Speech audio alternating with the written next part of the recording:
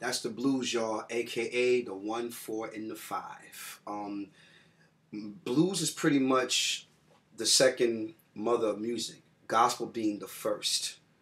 So after gospel comes the blues. Everything else that comes after the blues was built upon the blues structure, from jazz to R&B to soul to rock and roll, and definitely funk and rock and roll, to be honest with you. Those are the top two blues examples, because a lot of the rhythm passages that I play can be pretty much interpreted as blues chords. And I credit that, of course, to my late legendary grandfather, Blues Hall of Famer, Sam Bluesman Taylor.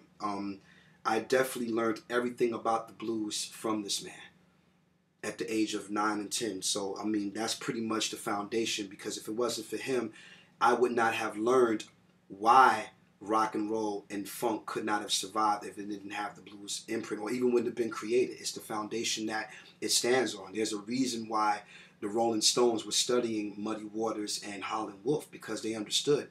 There's a reason why the Beatles were studying Little Richard and Chuck Berry, because they understood. And even though Little Richard and Chuck Berry created rock and roll, their early beginnings are in the blues and the jazz and even the gospel department. If you want to talk about Little Richard, came out the church, embellished on a lot of blues and jazz phrasings on the piano wise, especially what he got from gospel music. And that's those three things fused together, the elements that would create what we know today as rock and roll. But it all started with the blues.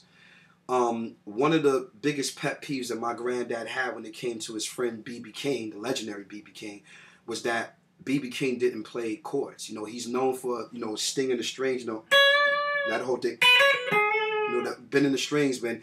But people don't realize that B.B. King doesn't and never played chords.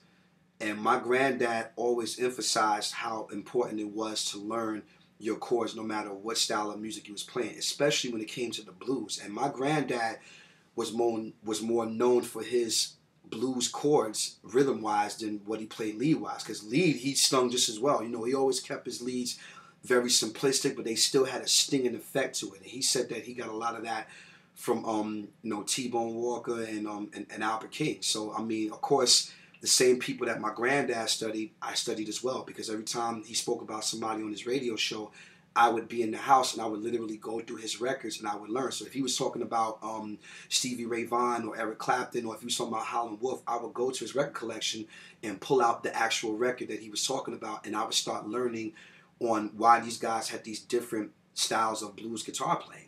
So that's pretty much the foundation of where it began. And a lot of people that didn't know that I played blues, because I became so known for my funk rock R&B exercises on guitar, that some people automatically assumed that I play blues or did I not play blues. And of course, when people would ask me, I would tell them, that's like asking Eddie Murphy, did he listen to Richard Pryor? I mean, of course I play blues, because it's the foundation that my style of guitar playing was built off. Without the blues, there would be no funk or no rock. So at the end of the day, I mean, it really goes back to those basic chords right there. If it wasn't for the blues, Black Sabbath wouldn't be where they are, because they were a group called Earth before they became Black Sabbath. They were a blues band.